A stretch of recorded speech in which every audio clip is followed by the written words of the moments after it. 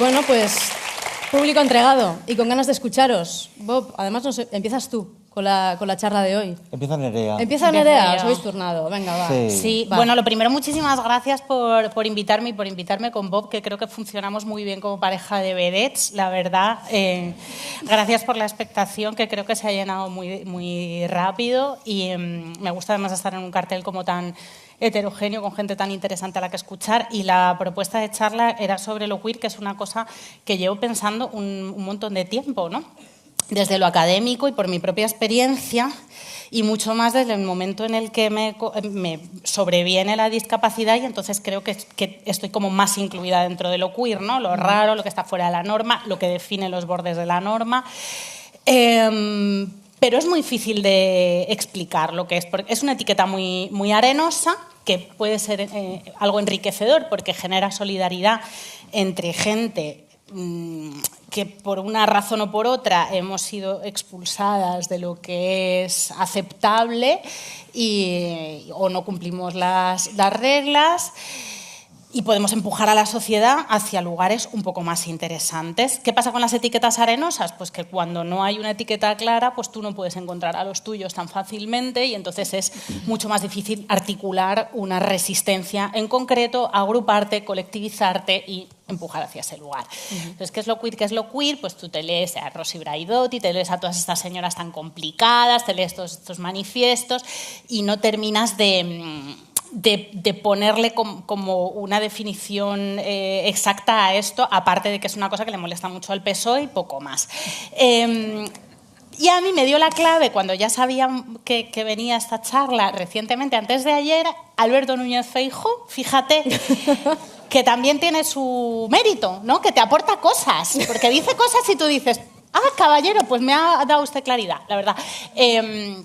Cuando dijo, proponiendo haciendo esta propuesta alrededor de la migración, que es como tan deshumanizadora y tan horrible, él proponía una especie de visado por puntos en el que tú, como persona migrante, estás bajo constante vigilancia del Estado, no puedes cometer ni siquiera delitos leves, y él decía, tienen que adaptarse a nuestras costumbres.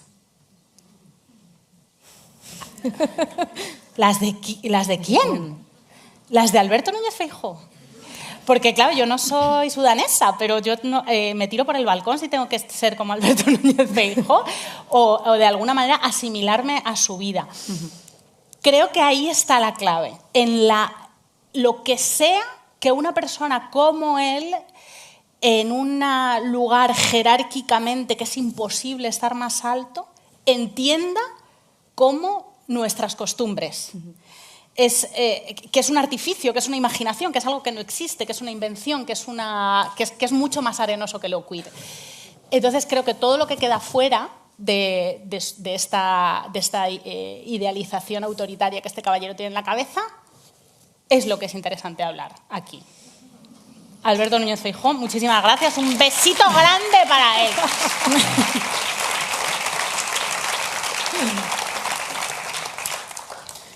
A mí Feijóo no me enseña cosas, no.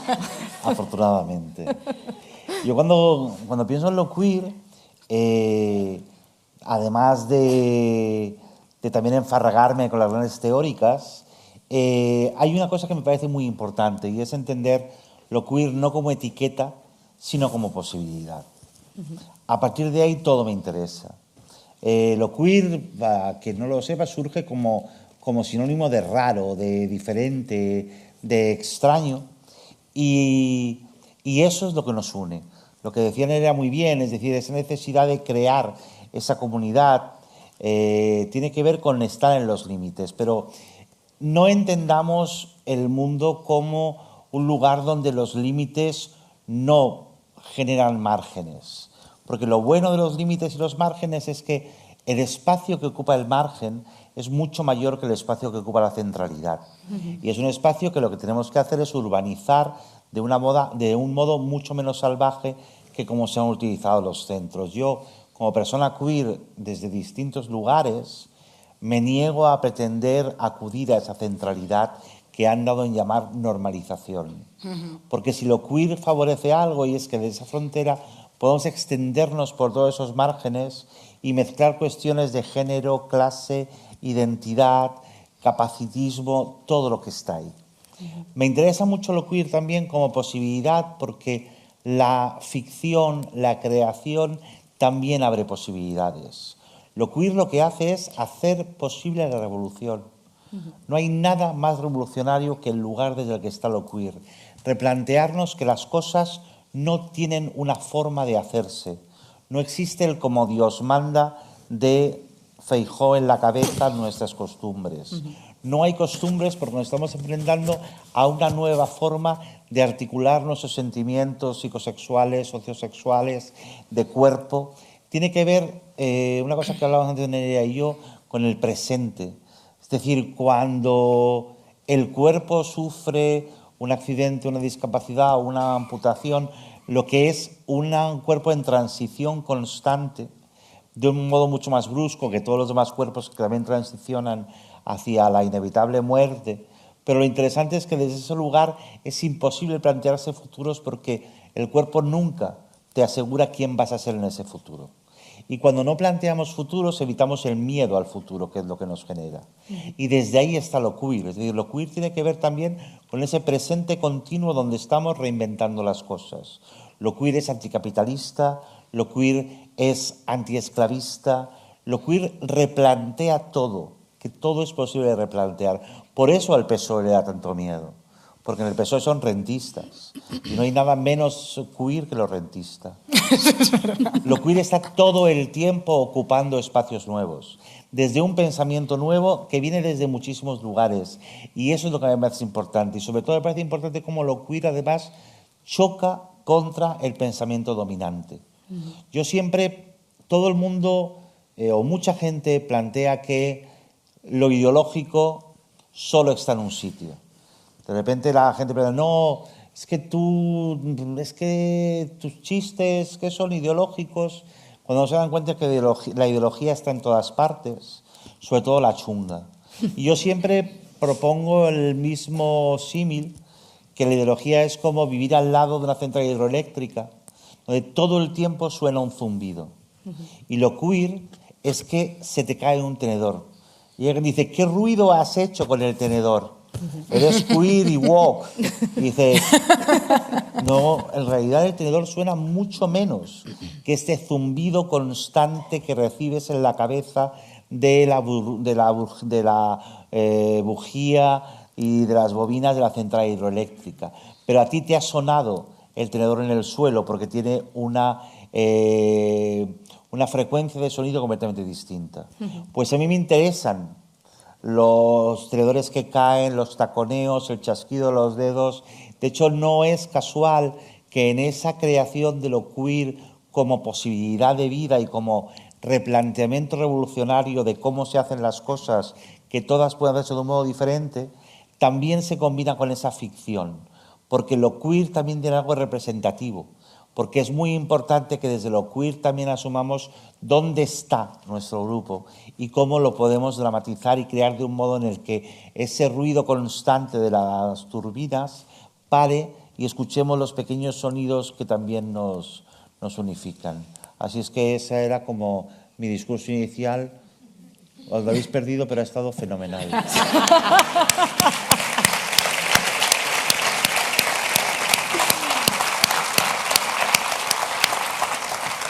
Bueno, yo no sé si después de este inicio, no sé, quiero abrazaros, aplaudiros o pediros terapia, no sé muy bien, toda la vez, a lo loco. Pero bueno, aquí hemos venido un poco a poner en común, ¿vale? Ideas y desde ahí lo vamos a intentar abordar. Yo voy a intentar no salirme del tema, al menos yo, y voy a ponerme seria en la medida en la que podamos. ¿Vale? ¿Os parece? Venga. Inténtalo. Entonces, voy a intentarlo. Pues intentarlo, solo intentarlo. Venga, vamos con la primera entonces. Bueno, lo queer, decíamos, ¿no? No solo cuestiona esta idea tradicional, vamos a decir, del género o de la sexualidad, sino que también enmarca en sí misma pues, cómo entendemos los cuerpos, las emociones o las formas de ver el mundo, ¿no? ¿Creéis que algunos de estos pilares de la sociedad actual, el trabajo, la familia, esta idea del éxito, la propia productividad en sí misma, ¿no? choca con esa mirada más abierta y crítica que propone precisamente lo queer? ¿O no choca para nada? Todo el tiempo, claro. Constantemente. Sin parar, sí. De hecho, creo que en este momento, y por eso es tan rica la etiqueta queer, porque, como decía Bob, es en transición. Reconoce la transición de todas las personas hacia algún lugar que no está hacia adelante normalmente, que está hacia los lados, hacia atrás a veces. Es como mucho más realista. O sea, me fastidia mucho cuando se nos cuelga la etiqueta a la gente, es que no sé cómo llamarlo, progresista, o que propone otras posibilidades, o que quiere acoger a otras identidades, de poco realistas. Somos bastante más realistas. En realidad, sí. Porque esta normalidad hegemónica es una ficción, muy poquita gente la cumple, realmente es una minoría. Entonces esto se puede aplicar a todo, y creo que ahora mismo en la mayoría de contextos es mucho más chocante y desafiante decir que no te gusta trabajar y que te gustaría que hubiera una renta básica universal y paguitas para todas solamente por existir, que decir que eres lesbiana. Y la idea general es que decir que eres lesbiana está mucho más cerca de lo queer. También está más cerca de lo queer tener otras opciones de subsistencia, otras opciones, y cabe ahí, y tenemos que pensar como personas entendidas colectivamente como queer. Creo que estamos obligadas, si no, no servimos para nada. O sea, tener una determinada orientación sexual, una determinada identidad sexual no garantiza nada, no garantiza propuesta, no garantiza futuro, no garantiza imaginación, no garantiza progresismo. Hay que ir un poquito más allá. O sea, hay que estar politizada, hay que estar también en el trabajo, hay que estar también en las opciones de familia. O sea, no vale solo con contestar la familia nuclear y tradicional todo el rato y decir que es un paraguas de muchas autoridades, de muchas violencias, de muchas cosas complicadas. Mirarla con extrañeza, porque eso también lo hacemos las queer desde fuera. El mirar con extrañeza lo que te han vendido como natural, desnaturalizar, o sea, desnaturalizar ciertos espacios porque realmente no lo son. O sea, yo paso delante porque soy bípeda y tú pasas detrás, porque lo que me decías antes de nos ponen en la parte de atrás del avión porque no nos vamos a salvar. Claro. Vamos a desnaturalizar, claro. Sí, sí. Es verdad, es que eso yo no lo sabía. Por favor, contadlo, porque lo estaban hablando detrás y ha sido una cosa tremenda, ¿no? Nuestra misión es nuestra misión es desnaturalizar lo que parece natural. Y una de las cosas más heavies que parece natural, y en esto de verdad me gustaría incidir, es que tú subsistes económicamente solo con tu familia, que no puedes hacer una comunidad de amigas, que eso es una cosa rara y que hay que trabajar para sobrevivir. El chantaje trabajo-renta. O sea, si no estamos pensando en eso y revolviéndonos contra eso, y nos parece súper normal que si no curras no comes, en un contexto en el que hay comida para todas, es que de verdad no servimos para nada. Sí, yo estoy completamente de acuerdo con eso. Creo que es desnaturalizar y volverlo a mirar todo. Es decir, que tiene que ver con una revisión constante. Una revisión que además no tiene más opciones que las del éxito, porque ese lugar al que quieren que nos sometamos y donde seamos abducidos es un lugar que ha demostrado que genera infelicidad. Entonces yo creo que la búsqueda de felicidad no solo es un derecho, sino también es una obligación. Y estoy completamente de acuerdo con Nerea en lo que decía. Lo queer exige militancia. Exige militancia para cambiar cosas de lugares muy distintos, y además cambiar cosas no por capricho, sí. Es que da igual porque las cambiemos, pero estamos creando la opción de equivocarnos también. El otro día hablaba con un amigo y hablábamos de cómo la ultraderecha funciona muy bien porque sus mensajes calan muy fácilmente porque son muy rápidos, pero no es verdad, es que juegan con ventaja. Decir arriba España en un vídeo es un clic a un hipervínculo con tanto contenido que no hay que explicar nada más, pero explica tú el reparto de la riqueza. No tenemos esos referentes, no tenemos esos pasados, no tenemos esos modelos, con lo cual hay que explicarlo todo. Y lo queer es altamente explicativo. Porque primero está desmontando para luego empezar a construir desde lugares diferentes y con voces muy distintas. Y ahí, por supuesto, que hay un trabajo de representación, de colectivización y de construcción lógica. Y lógica tiene que ver con todos aquellos elementos que nunca nos han dicho que se podían hacer, pero nadie ha intentado hacerlos. O si lo ha intentado hacerlos y ha salido mal, seguramente no lo ha intentado más veces, con lo cual lo seguimos intentando. Y a mí eso me parece vital. Y respecto a lo de los aviones, lo cuento muy rápidamente. Sí, por favor, es que lo contaba merece la antes. pena, sí. Como persona con discapacidad, yo, por las leyes aeronáuticas internacionales, yo en mi silla de ruedas no puedo viajar en el avión por esta cosa que se llama física. Entonces yo saldría volando, todo el mundo moriría, entonces tengo que ir en un asiento del avión. Pero para subirme en el avión me bajan de esta silla, me suben una silla estrechita, muy estrechita, para llevarme por todo el avión. Entonces, por ley, yo tendría que ir en los asientos finales en la ventanilla. Porque así entiende la aeronáutica que si hay algún accidente, y que no es mortal, sino que la gente sobrevive incluso, el minusválido, la tullida, esté en un sitio donde no estorbe la huida, la escapada de la gente que sí merece sobrevivir. Porque además es muy fácil, es decir, tú estás discapacitada, chica, mira a esta gente que tiene toda la vida por delante. Déjala pasar. Sacrifícate por el mundo. Entonces, en el fondo, las personas con discapacidad tenemos una cosa preciosa y es que somos el canario en la mina. O sea, cuando se acerca el peligro al maricón y al discapacitado, déjalo allí porque la gente que sí merece la vida... Entonces, además es muy gracioso porque siempre que me colocan en esos sitios llega un asistente de vuelo o una asistenta de vuelo y llega y dice, si hay cualquier problema, por favor, llame al timbre que vendremos a socorrerle. Primero saldrá todo el mundo y yo siempre les miro muy fijo a los ojos y les digo, no vas a venir. Sé que me vas a dejar morir y no te culpo.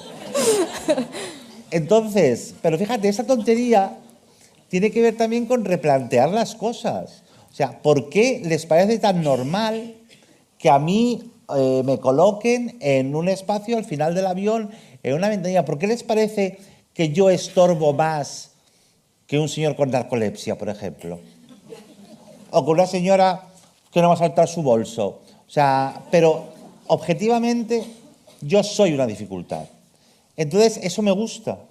Eso me gusta en cierto modo porque obliga a pensar en soluciones. Pero normalmente o generalmente quien piensa las soluciones lo hace desde lo normativo y desde el discurso dominante. Y también desde la estadística. ¿Cuántas personas en silla de ruedas van a ir en un avión? Una como mucho, para atrás. ¿Sabes? Si de repente vamos a una excursión a Lourdes en un avión, pues ya se lo replantearán. ¿Sabes? Tienen que hacer... No, tú imagínate, yo esto lo he pensado muchas veces, ¿eh? Imagínate que tienen que evaluar el grado de discapacidad de cada uno para ver dónde la va colocando. Esta que está fatal. Mira, la vegetala, échala al final. Esta parece que mueve un poco la cabeza, ponla en el 25. Pero está muy bien lo que has dicho, que no ríais tanto, porque se jaja así, no. El canario en la mina es clave de lo que has dicho. El canario en la mina es El canario en la mina es el que avisa de que hay gases porque es el primero que se muere. Si hay una vida descartable, que en este caso es la de las discapacitadas, dependiendo del grado, todas pueden ser descartables. Claro. Tarde o temprano, o sea, te puede tocar a ti mañana, porque Exacto. esto es móvil. O sea, es que lo cuide, es muy... es que te puede tocar a ti, de la manera que sea, te puede tocar a ti de un día para otro. Entonces hay que convivir con eso todo el tiempo. Y luego hay unos criterios objetivos que nosotras cuestionamos todo el rato, que esto yo lo digo siempre que hago una charla pública o que escribo algo, que la gente piensa que soy una pobre desgraciada y que mi vida no es deseable, o que pobrecito tú. Es que a lo mejor, claro, me está contando Bob su agenda de las próximas semanas y se lo pasa bastante bien, la verdad. Hace giras, teatro, no sé qué. Claro, tiene una vida mucho más rica que mucha gente que yo he conocido, la verdad. Y que según criterios objetivos, si los criterios objetivos fueran otros, igual hay otra peña que habría que poner en el último asiento, francamente. Claro. Gente muy aburrida y que tampoco está haciendo una gran cosa con sus vidas. Ya está, solo quería decir eso. No, pues fíjate, yo voy a enlazar con esto que dices. Hace poco murió la madre de un amigo mío con 90 y tantos años y él, que es un tipo muy inteligente, me dijo algo muy bonito.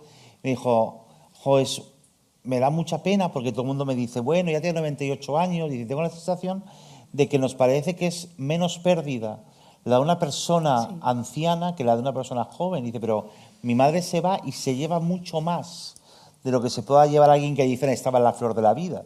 Y en el fondo no estamos valorando eso.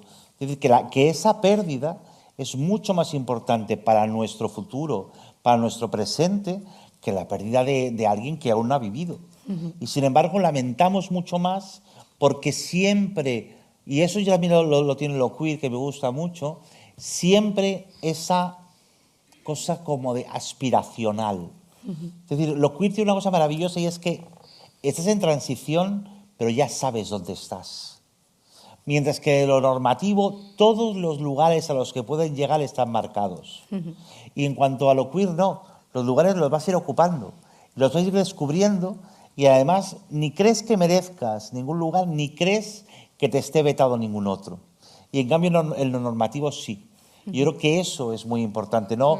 Pensar que es mucho más importante lo que puedes llegar a ser que lo que estás siendo en este momento y lo que estás construyendo para que el mundo sea un lugar muchísimo mejor, porque seguramente yo con mi discurso no haga que el mundo sea un lugar mejor, pero seguramente sí con mi presencia.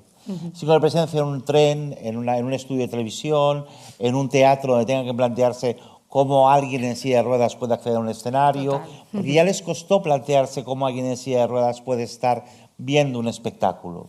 Pero ya explicarles que además podemos dar el espectáculo, eso es muy complicado. Eso es maravilloso.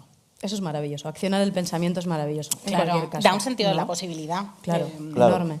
Y el otro día, bueno, que hacíamos Zoom, Nerea, no sé si te acuerdas, y además hablando con varias personas de mi entorno, ¿no? Me decían, esto del discurso queer parece que nos permea solamente a las personas que ya conocemos el discurso, ya conocemos dónde situarnos y ya salimos de la norma, ¿no? O entendemos salir de la norma como algo, bueno, ya está, que forma parte de nuestro día a día, ¿no?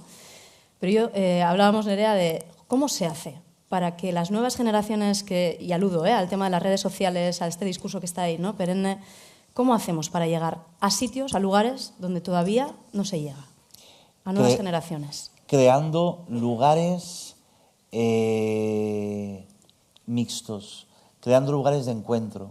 Primero, creando lugares físicos, que me parece el auténtico futuro. Yo sí creo que nuestra salvación depende de los espacios callejeros, físicos, centros de cultura, centros culturales de barrio, parques, jardines, bares grandes. Es decir, creo que la virtualidad lo que está consiguiendo es lo que siempre quiso, y es reducirnos a una parte incompatible con otras partes. Y creo que lo más importante de la presencialidad y del encuentro y los lugares de cruce es ese que podemos encontrarnos. Yo esto siempre lo explico con otra historia, y es hay cierta polémica innecesaria con el caso de la asistencia sexual para personas con discapacidad y dependencia, como podría ser mi caso. Entonces, yo considero, uno, que el sexo no es un derecho, y dos, que nada excusa la explotación sexual del cuerpo de nadie. Ni tu discapacidad, ni tu deseo, ni tu incapacidad para cascarte una paja. Tal cual. Y además eso incluye un elemento fundamental, y es que niega la posibilidad de que yo, como persona con discapacidad y dependencia, pueda generar un deseo en otra persona. Y no lo puedo generar, o quien cree que no lo puede generar, tiene que ver con que yo no encuentro lugares de socialización donde ese deseo pueda surgir. Es decir, si los espacios no están adaptados para que todos nos encontremos y sepamos y pueda surgir el deseo hacia el otro, entonces es imposible. Y esa trampa imposible de esa generación de espacios segregados donde no nos conozcamos, que además no es más que una trampa del capitalismo, porque recordemos que el hecho de que los lugares estén adaptados o no tiene mucho que ver con el coste de los metros cuadrados que se supone, es algo así, por la hiperproductividad y el aprovechamiento y la especulación.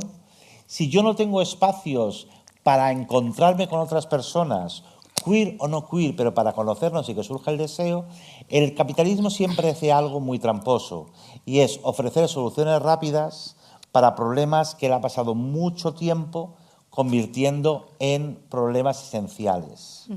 Entonces, claro, ¿qué te dice el capitalismo? No, pero tú pagas 50 euros a una persona, va a tu casa y te casca una paja. Pero es una cosa como, bueno, pero es que yo no quiero que nadie me casque una paja sin deseo, yo no me merezco eso. Ni me merezco que me estén diciendo que mi recurso es ese. Entonces, eso pasa con todo.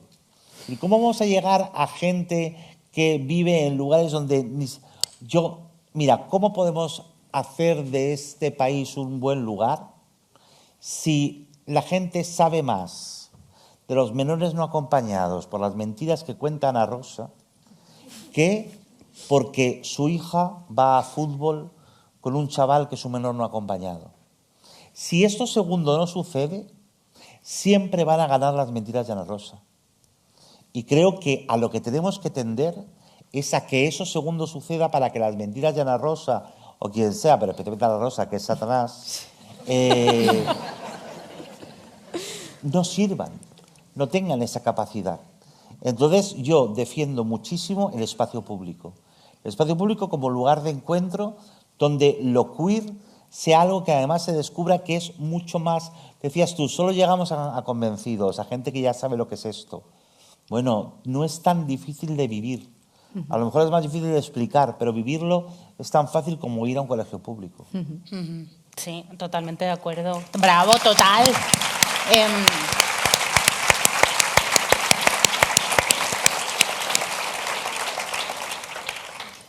Totalmente de acuerdo en que, fíjate esto que dices de que todo tiene que ver con el capitalismo y el mercado, ni siquiera ha tenido ideas propias, porque el deseo y los intercambios sexuales ya existían antes de que empezaran a mercantilizarse, pero muchas buenas ideas de colaboración mutua las ha robado el mercado. Claro. Airbnb era una comparto mi casa con la gente de otros sitios, eso lo ha robado el mercado. Las VTCs y del compartir coche lo ha robado el mercado. O sea, esto podría haberse gestionado teniendo internet con una plataforma de colaboración mutua, ¿no? Pero ya ha llegado un empresario, un listo, un Borja y ha dicho, no, yo voy a hacer un Airbnb, un BlaBlaCar. Entonces, lo único que hace el mercado todo el rato es robarnos las buenas ideas que tenemos colectivamente y vehicularlas ellos y vendértelas como si fueran idea suya y hacerlo relativamente más cómodo. Más cómodo no es más cómodo, es más directo y pagando y a través de un intermediario. Exacto. Y robándote una idea que se te había ocurrido a ti. Sí. Yo tengo 2 podcasts, Saldremos Mejores y Lo Normal. Uno es de contenido LGTBI y el otro es un podcast de comentario de actualidad con unas ideas, una ideología a veces cambiante. Nosotras nos hacemos preguntas, hacemos matices, intentamos no mirar muy en horizontal a la gente que nos escucha y no ser... A veces somos muy, muy vehementes y muy gritonas, la verdad, pero también admitimos que nos equivocamos, admitimos que tenemos dudas y sabemos que sí, que solo nos escuchan las convencidas y los convencidos, tanto en Lo Normal como en Saldremos Mejores. Lo Normal, además, es un podcast LGTBI súper enfocado a memoria histórica y a personas mayores del colectivo. Tú fíjate si esto va a llegar a uno de esos bros que están viendo todo el rato, o sea, están enganchados a su scroll y su scroll es Alvise, Charlie Kirk y un montón de fanáticos que encima pasan por sentido común. Pero es que la gente... porque estoy completamente en línea con lo que dices, su vida es muy diversa. O sea, mis amigos maricones conviven con sus abuelas franquistas todo el rato y las quieren con locura. Y las casas españolas son eso. Entonces, lo que nosotras podemos hacer desde nuestros espacios públicos, desde los que estamos hablando, es constantemente en cada programa decirle a la gente... vete colectivízate, lo que sea, un huerto urbano, un AMPA, una asociación vecinal, una despensa solidaria, lo que sea, pero es fundamental para la realidad, para sentirte humana, para sentirte bien, para cambiar las cosas, que de manera cotidiana o con la mayor frecuencia que puedas estés negociando con tu vecina más pesada, fuera de tu casa.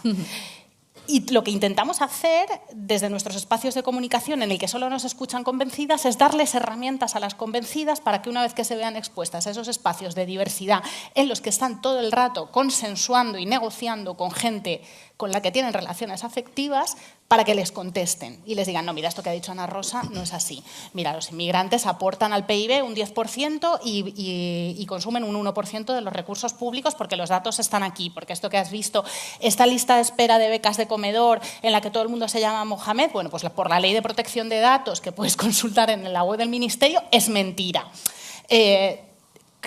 Los desmentidos y los bulos no funcionan en redes, es verdad que no llegan, pero no todos son las redes y no todos son estos foros. Claro.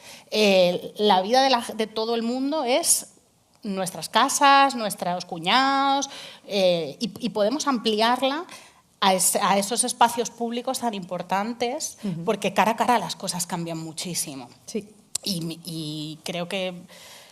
A ver, la audiencia de Saldremos Mejores está compuesta por gente muy diversa y toda esa gente diversa tiene un sobrino de 18 años que se está creyendo estas barbaridades y toda esa gente diversa luego nos ve por la calle y nos dice, joder, estoy preocupada porque fíjate, el chaval es muy majo, es muy buena gente, pero es un nazi. Pero mira, le he enseñado, le he dicho... A ese chaval no va a llegar un reel nuestro. Y cuando llega un reel nuestro, a lo mejor te amenaza de muerte y luego te metes en su perfil y es un chavalito que hace senderismo con un labrador y que parece encantador. Pero es que esa es la realidad de las cosas. O sea, esos haters que te dicen... El otro día me decía uno, ten cuidado al cruzar. Claro, me meto en el perfil y era Fran de Torrevieja, que era un chico que decía, pero vamos a ver, tú le vas a coger el Fiat Punto a tu madre, Fran, y me vas a venir a mí a atropellarme. ¿Pero eres tonto o qué te pasa? Fran necesita que alguien en su casa, no yo a través de las redes, no va a venir él a este foro, alguien en su casa le diga, pero eres bobo, pero qué barbaridades dices, pero no ves que esto no es así. Solo nos va a salvar el contacto analógico. Ya está, es el futuro. Pues ahí sentando cátedra.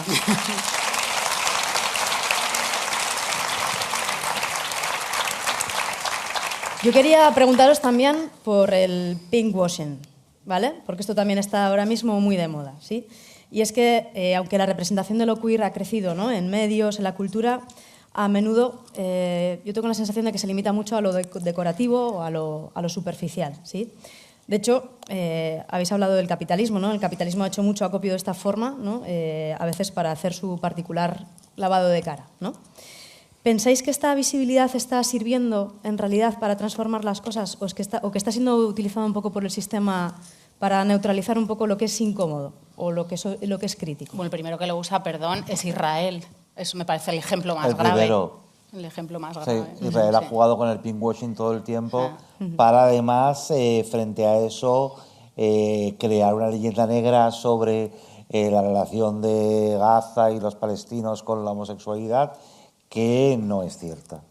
Pero ha jugado mucho a eso Israel. De hecho, Israel ha sido sobre todo un estado propagandístico, es un estado ficticio creado a partir de la propaganda. Y en ese sentido lo han hecho muy bien. Y lo terrorífico es que ahora han decidido quitarse la careta porque ya les da igual. Porque es el último trinque. Es hazte ahora con Gaza o nunca, porque Netanyahu necesita esto antes de ir a la cárcel. Entonces corre. Y esto que cabe aquí, además tienes a Trump como aliado, es su oportunidad. O sea, pero mira, yo con el pinkwashing tengo varios pensamientos. Primero, a ver, hay que reflexionar de dónde venimos. Y muchos, y muchas, y muchos venimos del acoso escolar, venimos del bullying, venimos de las hostias en el patio. Cuando de repente creces y los abusones te dicen, oye, que si quieres jugar con nosotros, porque si juegas con nosotros parecemos más guays, la gente, porque además de abusones somos emprendedores. Y es lo mismo. Valga la redundancia. Y el problema es que juegan con esas heridas. Y somos nosotros los primeros que decimos, si nos dejáis jugar, o sea, si el capitalismo me hace caso, es que algo estoy haciendo bien.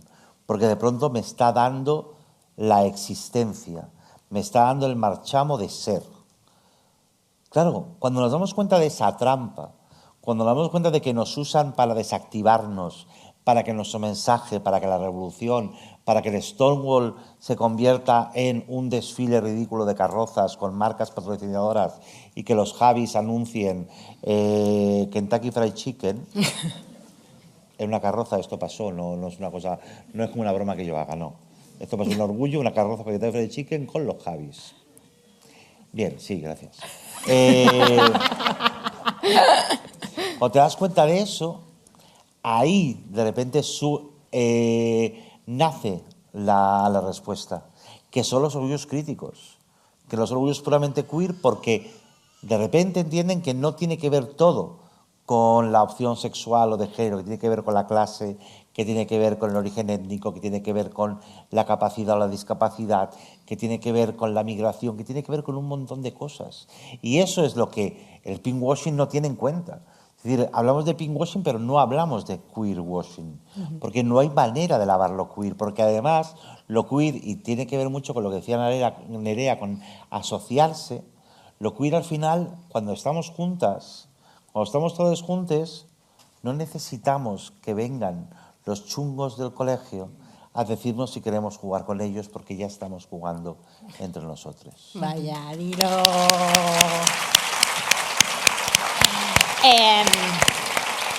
A ver, Bob, no sé qué piensas tú, pero también está guay cobrar. Yo lo considero reparación. Cobrar está reparación, muy que bien. te den dinero y que te pongas, o sea, con Kentucky Fried Chicken obviamente no.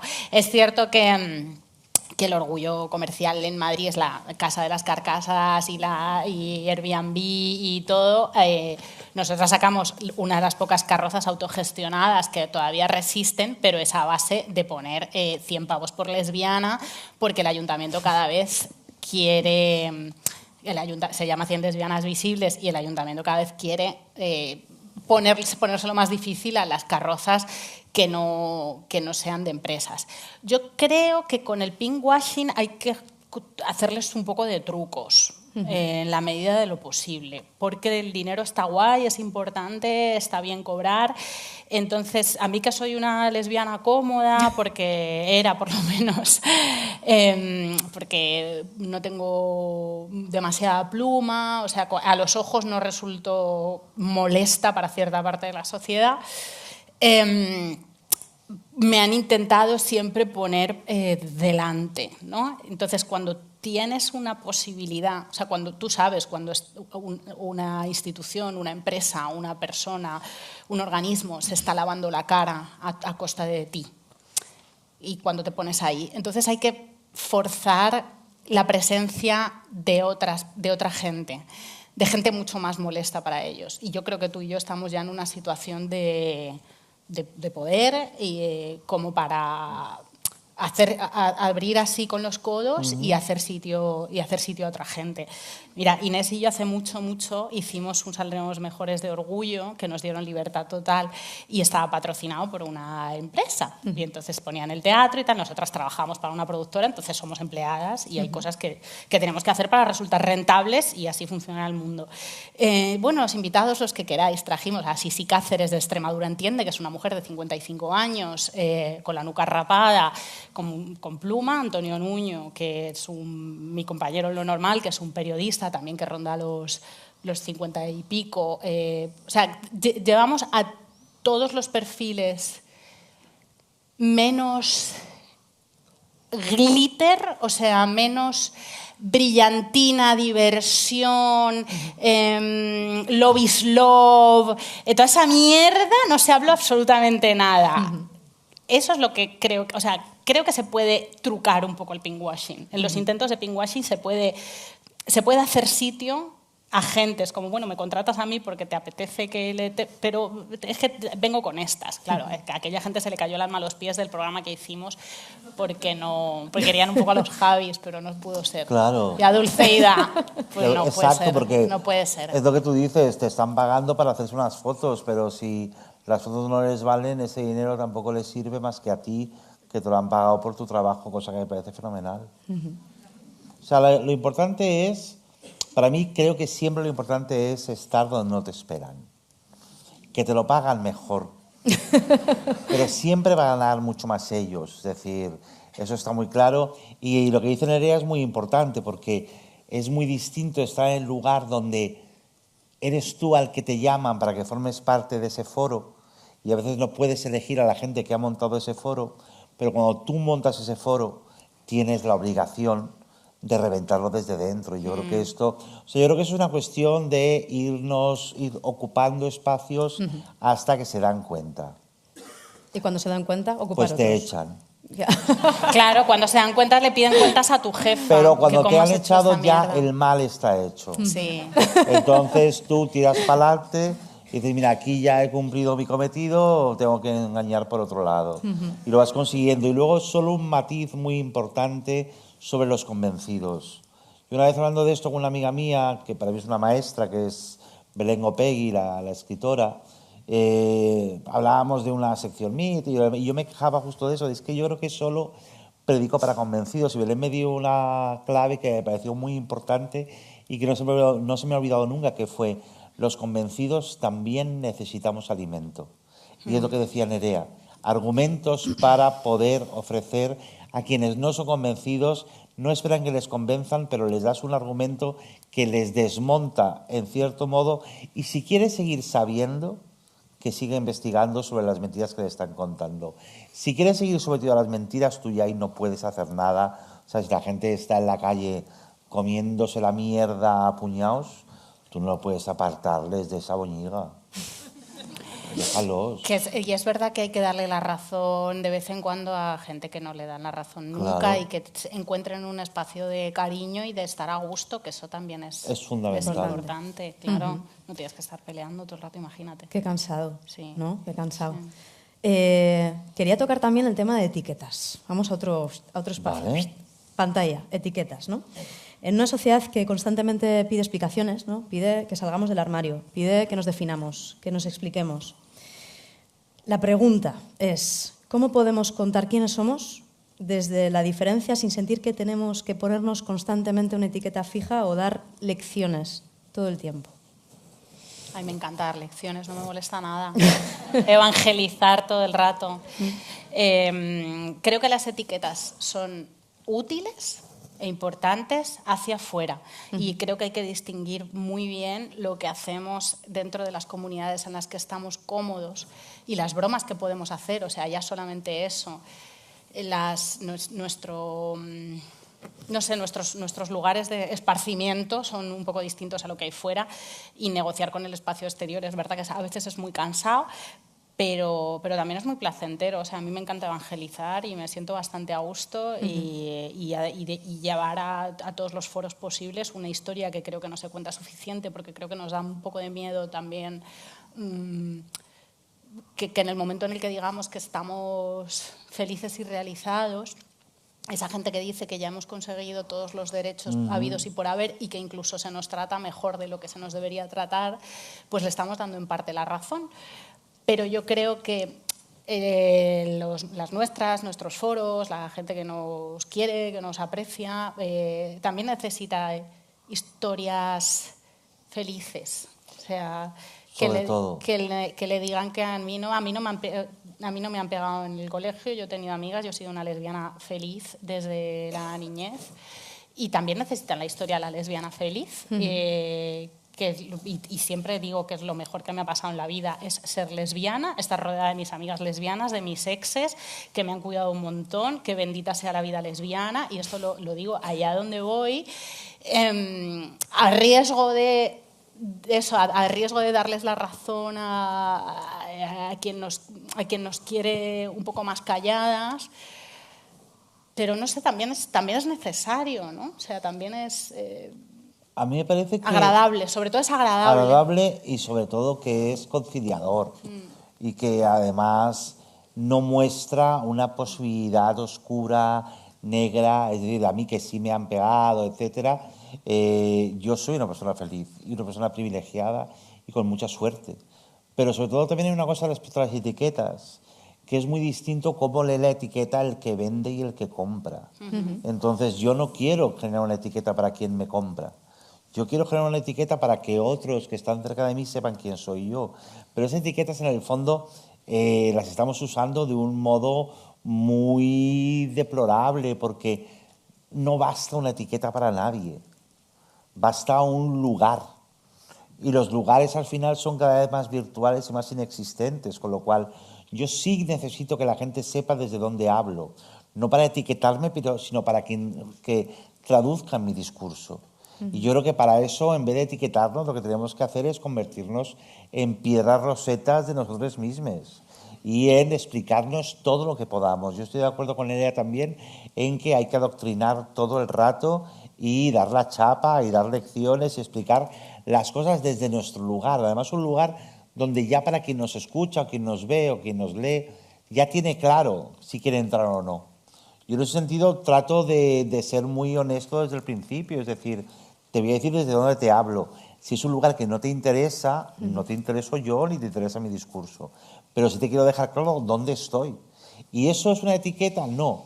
Eso es un lugar común de encuentro donde no vamos a malinterpretarnos. Y eso es lo más importante. Es decir, en ese sentido, más que una etiqueta de un producto, somos una etiqueta de componentes. Y quien tenga tiempo de ver todos los conservantes que llevamos, y tenemos mucha grasa, mucho azúcar, todo eso lo puede decidir y decide si nos consume o no. Es otra cosa de la que no podríamos hablar. ¿Somos productos de consumo? Yo no quiero serlo, pero en el fondo nos acaban usando también como productos de consumo. Tenemos que saber hasta qué punto nosotros también necesitamos estar en esta cadena de alimentación. Total. Y las etiquetas eso, son útiles hacia afuera, pero son complejísimas, claro. ¿no? Desde lo LGTBI ha sido lo que ha tenido delante, el rostro que ha tenido delante ha sido el de un hombre gay cis, claro. Un hombre gay cis blanco, con un monógamo, con mucho poder adquisitivo, porque en los 90, finales de los 80, se nos ha querido presentar como gente políticamente inofensiva y lo hemos utilizado en legítima defensa. O sea, esa figura del hombre gay que acompaña a una mujer heterosexual a comprar zapatos, que está en el cine de los 90 y que está en la cabeza de una parte de la sociedad, ha sido útil para defendernos y para parapetarnos, pero ese hombre pues es un poco esa ficción de Feijóo, que tampoco sé si ha existido alguna vez y desde luego no es representativo del colectivo. El colectivo es muchísimo más complejo, y ahora estamos en proceso de desmontarlo y de decir no solamente es la etiqueta de orientación sexual sirve para más o menos reconocernos y hacer ciertos acuerdos de mínimos, pero detrás de eso tiene que haber una politización, porque si no eres Quique Sarasola, ¿sabes? Entonces eso sí que no, o sea, un empresario hotelero, entonces no me sirve de nada, claro. Si eres un explotador, un rentista que formes parte de un supuesto colectivo, no voy a abrir la mano por ahí, es todo muchísimo más complejo que eso y mucho más político. Y además yo creo que eso lo demuestra el hecho de que cada vez para mofa de muchos, el colectivo tenga cada vez más iniciales, más siglas. Yo siempre que sale esta discusión, siempre respondo lo mismo. Ojalá tuviera muchas más letras, porque significaría que estamos acogiendo muchas más gente. Y es verdad que el colectivo LGTBIQA+, en un momento fue la G, fue la super G, fue el punto G. Fueron maricas ricos blancos que además, si podían, te montaban idealista, como los hermanos Encinar, perdón. ¿Me valen a mí como representación? No me interesan nada, porque en realidad están ocupando un lugar como hombres, y lo de gays es lo de menos, porque además ni siquiera son militantes, ni siquiera lo único que piden es ocupar el mismo lugar que otros machos y usando las mismas técnicas masculinas que otros, porque no olvidemos nunca que lo maricón no quita lo machirulo, que es una cosa ni que... Ni lo explotador, que se nos olvidó muchas veces, ni lo bollera quita o sea, de hecho no hay más que leer cuando el Mundo saca su lista de los 100 personas LGTBIQA+ más influyentes, cada año es más un catálogo de una auditoría, o de una consultora, o de emprendedores. O sea, muchísima corbata, muchísima traje de chaqueta de señor, muchísima feo.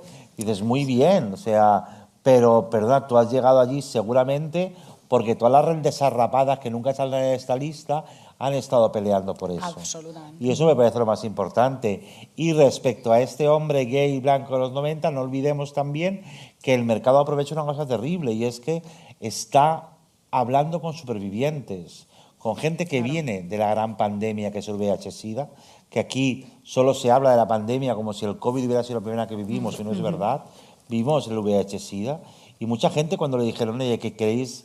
Ya habéis visto morir a vuestros compañeros, ya habéis visto morir a vuestros amigos, ya habéis visto que vosotros os vais a salvar, ¿ahora qué queréis? Y dijeron, dinero. Queremos dinero y tranquilidad. Tranquilidad.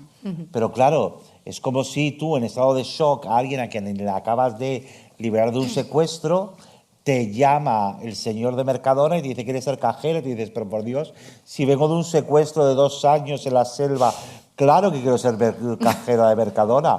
Qué hermoso sueño acabo de cumplir. Claro. Entonces, tengamos también en cuenta que estamos siendo empujados a tomar decisiones en estado de shock. ¿Y saldremos mejores de todo esto? Yo creo que sí. Sí, Sí, claro. pensamiento positivo. Yo todo el rato pienso que sí, y de hecho, y cada vez que me encuentro con gente y siento dar la turra con el presencial, recupero la fe, porque creo que el fascismo y la ultraderecha, si algo está haciendo, es conseguir... Mira, yo soy comunista y creo en el Estado comunista, y la ultraderecha, con su retrato de los seres humanos, yo lo hablaba antes con Maridito, yo qué sé, entras a X, antes conocido como Twitter, que yo ya no estoy, pero a veces entro, y le digo a Maridito, mira, tú ves toda esta gente, con esta gente comunismo no. O sea, yo no puedo, ¿sabes? Yo no puedo compartir con esta gente que son el mal. Entonces la ultraderecha se ha dedicado a eso, a hacerte pensar que el vecino es el mal. Con lo cual tienes que ser individualista y odiar a todos los demás. Y yo creo que el futuro está en entender, cuando te encuentras con el vecino, pues sí, que a lo mejor es un poco Manolo, a lo mejor es un poco Perezas, pero que de repente sí puedes llevar a cabo un proyecto con él. Y eso me parece que nos hará salir mejores. Y que es justo lo contrario de lo que pasó durante la pandemia, cuando decía, ¿salimos mejores? No, porque saldremos sin vernos, porque hemos estado aquí sin vernos y no queremos, porque no nos vamos a ayudar. Pero creo que si entendemos y si conseguimos no seguir el discurso ultraderechista de que el infierno son los demás, da igual que sean migrantes, da igual que sean progres, da igual que sean... Todo les parece mal, o todo les parece mal. Cuando entendamos que ese discurso lo hacen justamente para eso, para que no queramos tener nada que ver con gente que tiene mucho más que ver con nosotros que con el señor facha de Vox, en ese momento, claro que vamos a ir mucho mejores. Sí, absolutamente, claro que sí. Punto. Y luego que está guay España, ¿eh? O sea, que no salga de aquí, pero, o sea, pero que no estamos en un mal contexto, o sea, realmente no estamos en un mal contexto. Acabo de volver del Festival de San Sebastián y ahí va todo el mundo con un distintivo de Stop Genocidio en apoyo a Palestina, y se ha parado la vuelta y la manifestación en apoyo al pueblo palestino ha desbordado Madrid. Pues sí, hay mucho miedo al otro, hay mucho auge y retroceso de auge de la ultraderecha, y sobre todo entre los hombres jóvenes. Tengo la esperanza de que los hombres jóvenes estén viendo lo que está pasando en Estados Unidos. Me gustaría que estuvieran viéndolo, porque en Estados Unidos ha habido, o sea, Trump le han votado en masa a los hombres jóvenes latinos de origen latino, y están viendo cómo deportan a sus compatriotas y a sus familiares, y se están arrepintiendo. Entonces me gustaría de verdad que les llegara también en esos TikToks completamente sesgados también eso, y que caigan en la cuenta de cómo se la están colando.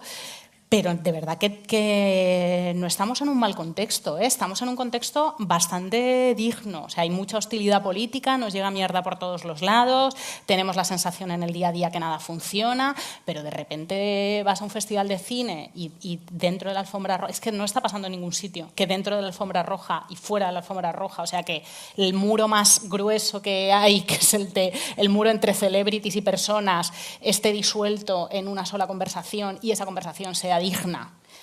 No está pasando en tantos sitios, y está pasando aquí.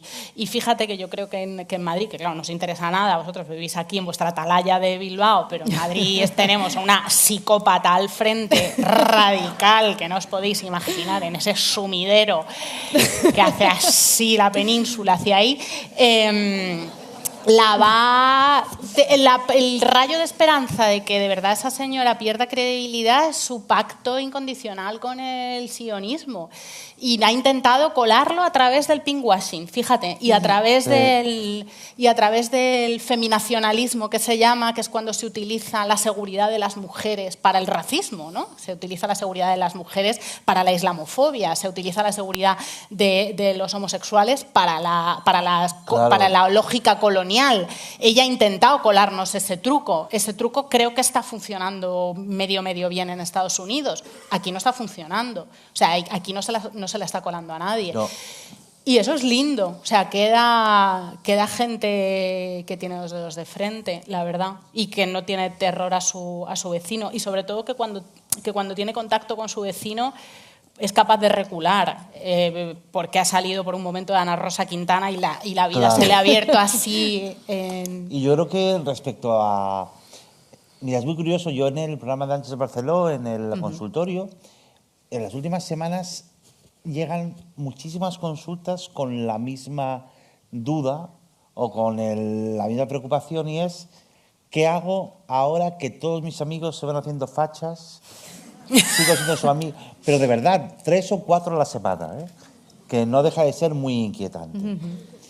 Claro, el gran problema es cómo le explicamos a esta gente lo que está pasando, lo que les está pasando. Yo tengo una teoría muy sencilla, y también todo tiene que ver, obviamente, con el capitalismo, pero en este caso con el turbocapitalismo. Es decir, después de mucho tiempo hemos dejado de ser necesarios como fuerza de trabajo. Ya lo saben que seguramente seamos la última generación de trabajadores. No nos necesitan para sus negocios financieros. Nos necesitan como consumidores. Tampoco tenemos tanto poder adquisitivo como tuvimos en los 90. Entonces, solo nos necesitan como carne de cañón. Y es lo que está haciendo el fascismo. El fascismo está abduciendo a esta chavalería como carne de cañón para hacerse el trabajo sucio, y que una vez que les hagan el trabajo sucio, ellos se van a ir a sus putos búnkeres.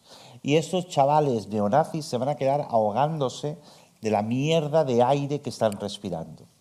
Y eso no se lo está contando nadie, pero solo les quieren para eso, como carne de cañón de un ejército de zombies que ellos ya solo quieren como desecho. Y entonces que se partan la cara, que su vida sea súper infeliz, que no tengan amigas, que consideren que el feminismo es lo peor, que los maricones somos todos unos abusadores, que los migrantes viven de las paguitas, y que se queden ahí solos, haciéndoles el caldo gordo y el trabajo sucio a quienes les van a dar la patada en cuanto puedan, porque no están a su altura. Pues...